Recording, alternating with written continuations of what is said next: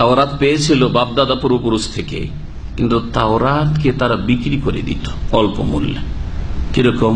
তাওরাতের হুকুম হাকাম বিধিবিধানকে পাল্টিয়ে দিত, অক্ষরকে পাল্টে দিত, না হয় অর্থের অপব্যাখ্যা ঘটাইতো, আর না হইলে আমল না করে কোনো বাঁকা রাস্তা, হিল্লার রাস্তা খুঁজত। আল্লাহ পাক বলছেন যে ওয়ারিসুল কিতাব, তার আল কিতাবের উত্তরাধিকারী তো হয়েছিল ইয়া খুযুন আরাজা হাজাল আদনা, কিন্তু তারা এই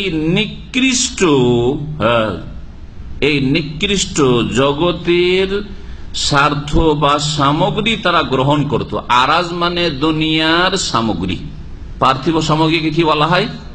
আরাজ, আরাজুল হায়াতির দুনিয়া, পার্থিব জগতের সামগ্রীকে আরাজ বলা হয়।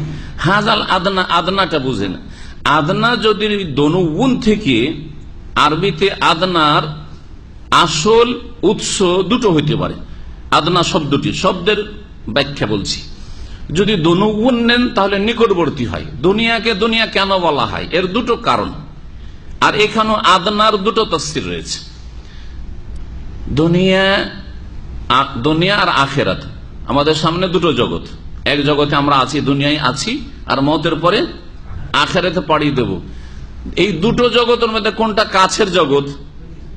দনুগুণ মানে হচ্ছে নিকটবর্তী, কাছের।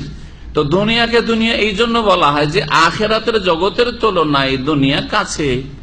আগে দুনিয়ায় আসতে হবে, তারপর দুনিয়া থেকে পাড়ি দিয়ে সফর করে কোথায় যেতে হবে? আখেরাতে পৌঁছিতে হবে, মওতের মুখোমুখি হইতে হবে, তারপরে আখেরাত শুরু হবে। দুনিয়ার ওয়াজহ তাসমিয়া বা নামকরণের কারণ একটি এই। আর দুনিয়াকে দুনিয়া বলা হয় দানা আতুন থেকে, দনুগুণ থেকে নয়। তাহলে দানা আতুন মানে নিকৃষ্ট। হাজার রাজুলুন দানিয়ুন, এখন আরবিতে বলি এই লোকটি হচ্ছে নিকৃষ্ট লোক, তুচ্ছ লোক, ছোট লোক। আমরা বলি ছোট লোক, এই যে ছোট লোক দানি। জি, তো দুনিয়া যদি দানি আতুন থেকে মুস্তাক হয়ে থাকে বা এর উৎপত্তি হয়ে থাকে, তাহলে দুনিয়াকে দুনিয়া কেন বলা হয়? আখিরাতের মহাপুরস্কারের তুলনায় দুনিয়ার সমস্ত নিয়ামত তুচ্ছ। দুনিয়ার নিয়ামত আখিরাতে মহাপুরস্কারের তুলনায় জান্নাতে আল্লাহ পাক মুমিনদের জন্য রেখেছেন কি? তুচ্ছ। আর এই তুচ্ছ দুনিয়ার পিছনে অধিকাংশ তুচ্ছ লোকেরই ছুটে। হ্যাঁ, তুচ্ছ দুনিয়া, অবৈধভাবে, অসৎভাবে, যে কোনো উপায়ে দুনিয়া অর্জন করতে হবে যারা ছুটে, তারা হচ্ছে তুচ্ছ লোক। তো দুনিয়াকে এই দুটো কারণে দুনিয়া বলা হয়, দনুগুণ থেকে নিকটবর্তী, অথবা দানাতুন মানে নিকৃষ্ট থেকে। ঠিক ওই রকমই আরাজা হাজাল আদনা, এই নিকটবর্তী জগতের অর্থাৎ দুনিয়ার পার্থিব স্বার্থ তারা নিয়ে থাকি। করতো কি?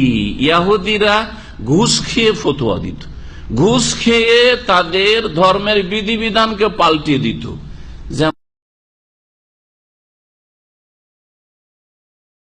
আদনা বলছে, আদনা তাফসীর করছেন, আদনা তাহলে দনুগুণ থেকে মানে নিকটবর্তী, নিকটবর্তী স্বার্থ তারা গ্রহণ করত, মানে পার্থিব স্বার্থ তারা গ্রহণ করত। নিকটবর্তীর অর্থ করলাম আদনা মুজাক্কার, ইসিম তাফজিলের। আর ওখান থেকে দুনিয়া হচ্ছে মুয়ান্নাস, ওয়াহিদ মুয়ান্নাস, ফওলা। দুনিয়া হচ্ছে ওয়াহিদ মুয়ান্নাস, ইসিম তাফজিলের। আর আদনা যদি দানিয়াতুন থেকে নিই তাহলে কি অর্থ হবে? ইয়াখুযুন আরাজা হাজাল আদনা, এই তুচ্ছ স্বার্থ তারা গ্রহণ করত, মানে দুনিয়ার তুচ্ছ স্বার্থ, কিছু টাকা পয়সা উপার্জনের জন্য, ইনকামের জন্য তারা ধর্ম ব্যবসা করত, তাওরাতকে কি করত? বিকৃত করত, অপব্যাখ্যা করত, ভুল ফতোয়া দিত। এইভাবে ধর্মগুরুরা আহবার এবং রহবান, ইহুদি খ্রিস্টানদের, তারা ধর্মকে বিক্রি করেছে, তাওরাত ইনজিলে বিকৃতি ঘটিয়েছে।